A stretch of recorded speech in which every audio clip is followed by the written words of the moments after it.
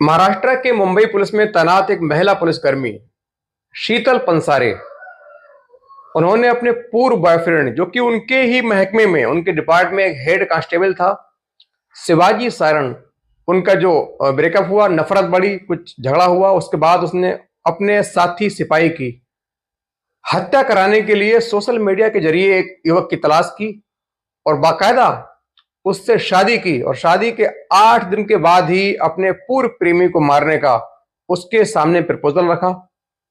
उससे कहा, तुम चूंकि ड्राइवर हो, तुमको कार हादसे में इसको मारना है। पुलिस समझेगी कि एक मैं कार हादसा है, फाइल बहुत जल्दी बंद कर देगी, उसके बाद हम दोनों आराम से पूरा जीवन गुजारेंगे। लेकिन ये जो व्यक्ति है जिससे शादी की थी कत्ल करवाने के मकसद से, ये घबराता है, डर जाता है, चुपचाप अपने गांव तमिलनाडु भाग जाता है। उसके बाद ये दूसरा शिकार ढूंढती है। जहां ये अपार्टमेंट में रह रही थी, उसी के सिक्योरिटी गार्ड का बेटा 19 वर्षीय लड़का उसको अपने प्रेम जाल में फंसाती है, उसकी फाइनेंशियल तौर पर मदद करती है, उसको उसके साथ रिश्ते बनाती है। उसके बाद उसको कत्ल करने के लिए चुनती है। लेकिन ये चूंकि मेच्योर नहीं था, परिपक्व नहीं था, नया लड़का था, ये जोश में आकर फौरन कत्ल करने के लिए हाँ कर देता है और सीधे अपने एक दोस्त को साथ लेकर टाटा नैनो गाड़ी से इस महिला पुलिसकर्मी के पूर्व बॉयफ्रेंड को सड़क हादसे में दिखाकर उसको टक्कर मारकर उसकी दर्दनाक मृत्यु देकर वहां से कार लेके फरार हो जाते हैं। आगे चलकर उस टाटा नैनो कार में सबूत मिटाने के लिए आग लगा देते हैं। लेकिन कहते हैं कानून के हाथ बड़े लंबे होते हैं, चौड़े होते हैं। अपराधी कितना ही शातिर क्यों ना हो, कितना ही चालाकी से उसने वारदात को अंजाम क्यों ना दिया हो, लेकिन एक ना एक दिन किसी न किसी तरीके से कानून के जो हाथ है अपराधी तक पहुंच ही जाते हैं। नमस्कार, मैं हूं शकील कादरी। ये पूरी घटना दरअसल महाराष्ट्र के मुंबई शहर की है, जहां पर एक महिला पुलिसकर्मी होती है शीतल पंसारे, उनके साथ में एक सहकर्मी पुलिसकर्मी होते हैं, पुरुष पुलिसकर्मी होते हैं, उनका नाम होता है शिवाजी सारण। दोनों साथ ड्यूटी करते थे, साथ रहते थे, अच्छी ट्यूनिंग थी, दोनों में दोस्ती थी। लेकिन धीरे धीरे और करीब आते गए, वक्त गुजरता गया, नजदीकियां बढ़ती गई, धीरे धीरे इन दोनों के बीच प्रेम संबंध स्थापित हो जाता है। अब दोनों गहरे प्रेम की इनका जो प्रेम है गहरा परवान चल रहा था। दोनों लगातार एक दूसरे के साथ वक्त बिताते, रात को लंबी बातें करते। धीरे धीरे इनका जो प्रेम आगे बढ़ रहा था, इनका जीवन बड़े आराम से कट रहा था। इधर घर वाले दोनों के अनजान थे, क्योंकि ये जो महिला है ये कुंवारी थी और शिवाजी सारण है उसकी पहले से पत्नी थी, बच्चे थे। बावजूद इसके इन दोनों के बीच जो प्यार है लगातार परवान चल रहा था। दोनों की मुलाकातें हो रही थी, दोनों गहरे रिश्ते में आ चुके थे। धीरे धीरे वक्त गुजर रहा था, दोनों की ड्यूटी साथ चल रही थी, आराम से मिलते, घूमते, मौज मस्ती करते, बाहर मुलाकातें होती।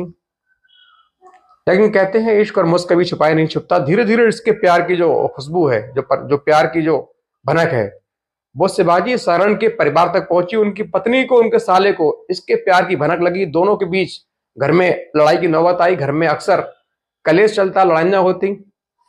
धीरे धीरे वक्त गुजरा, कई साल बीते, फिर किसी बात को लेकर इन दोनों के बीच विवाद पैदा होता है। दोनों जो पुलिसकर्मी होते हैं, साथी पुलिसकर्मी, दोनों प्रेम संबंध में थे। दोनों के बीच नफरत का दौर शुरू होता है। दोनों के बीच आए दिन लड़ाइयां होती थी, दोनों आपस में लड़ते थे छोटी छोटी बात को लेकर।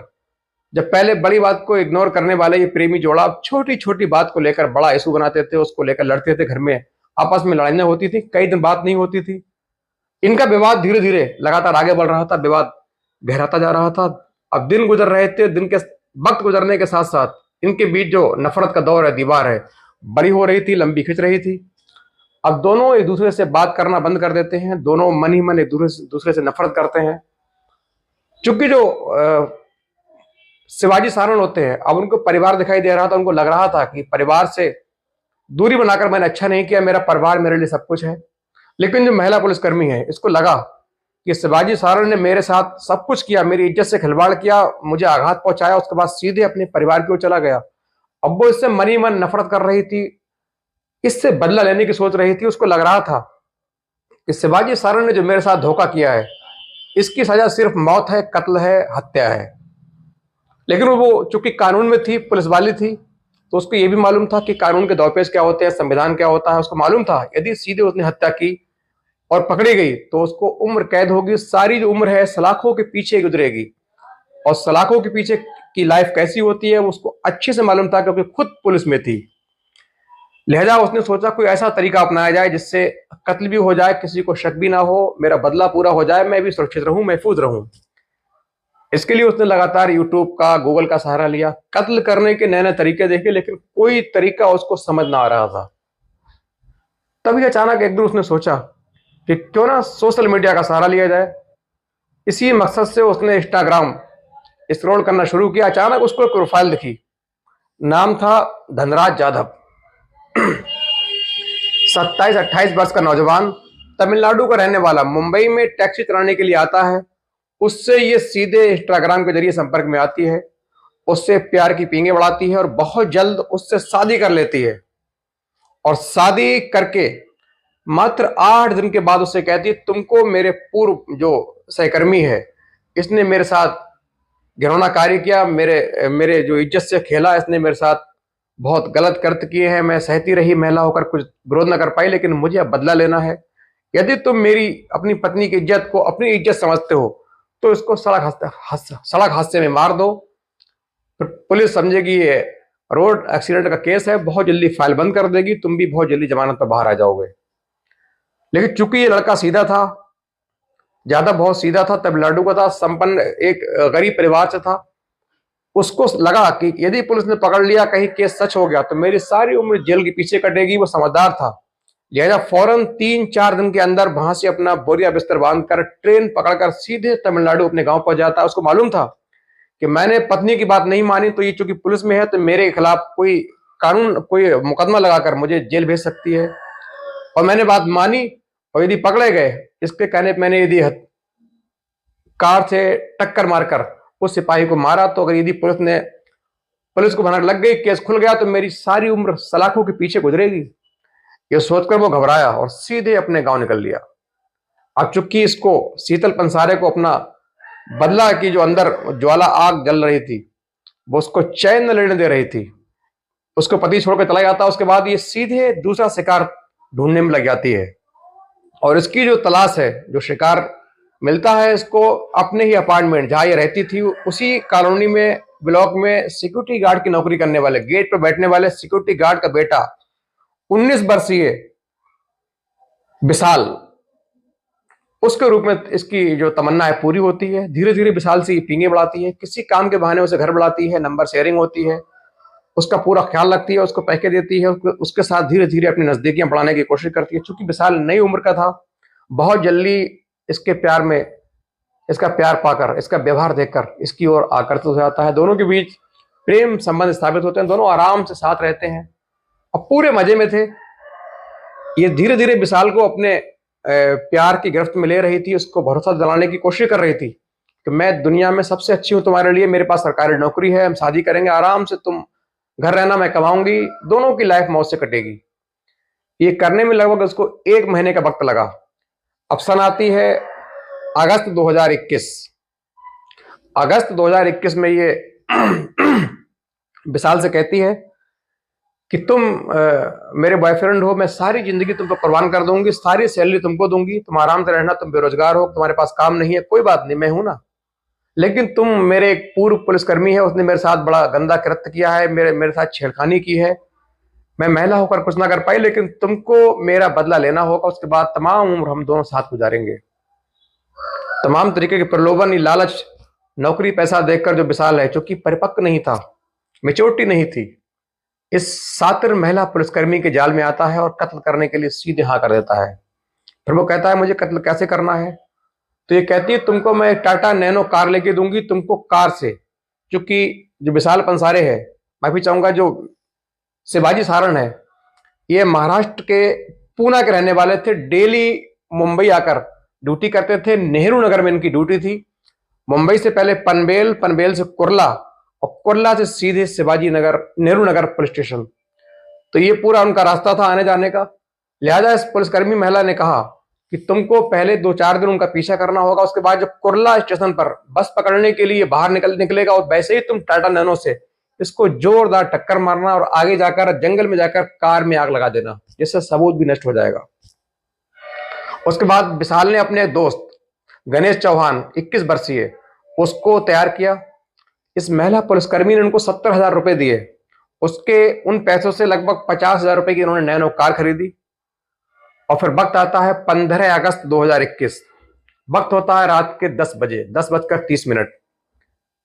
जो शिवाजी सारण होते हैं नेहरू नगर से ड्यूटी खत्म करके अपने घर की ओर निकलते हैं। चूंकि उनका जो रास्ता है वो नेहरू नगर से सीधा कुर्ला, कुर्ला से पनवेल, पनवेल से सीधे पूना। अब वो नेहरू नगर से निकले। इन लोग को मालूम था कि ड्यूटी किस वक्त खत्म होती है।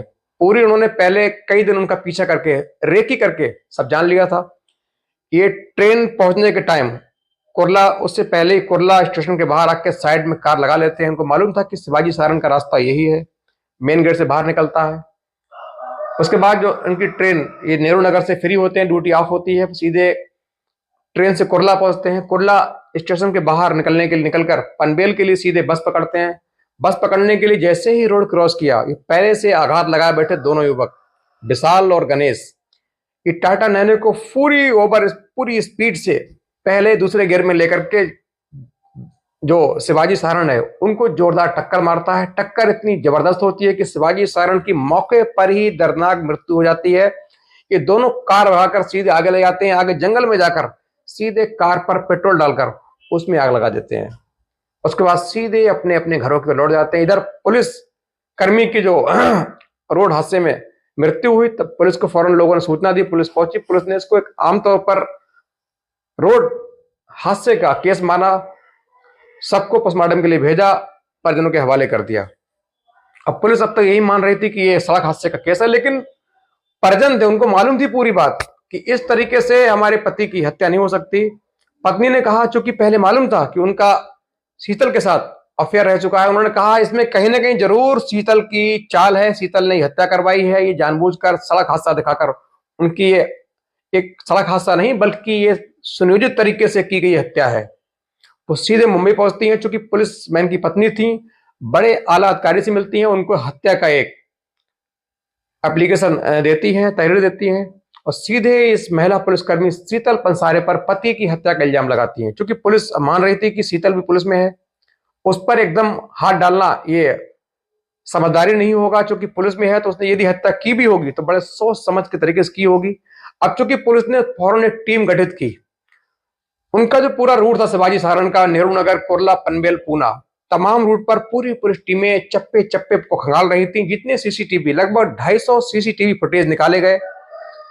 इत्तेफाक से कुर्ला स्टेशन के बाहर उनको एक सीसीटीवी फुटेज मिलता है, उसमें बाकायदा शिवाजी सारण बाहर निकलते हुए दिखाई देते हैं और सामने से खड़ी हुई कार तेजी से अपनी साइड चेंज करके शिवाजी सारण की ओर आती है, जोरदार टक्कर मारती है, टक्कर मार के फरार हो जाती है। ये सीन देखकर पुलिस को लगा कि वाकई निश्चित तौर पर ये एक सुनियोजित तरीके से की गई हत्या है।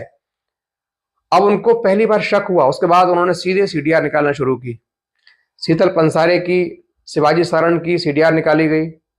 शीतल पंसारे की सीडीआर में उनके पूर्व पति, जो पति उनको छोड़कर चला जाता है, ये जादव होता है, धनराज यादव, जो कत्ल करने के डर से सीधा अपने घर चला जाता है, उसकी कॉल डिटेल मिलती है, नंबर मिलता है। सीधे पुलिस उनको बुलाती है, उठवाती है, उससे पूछती है।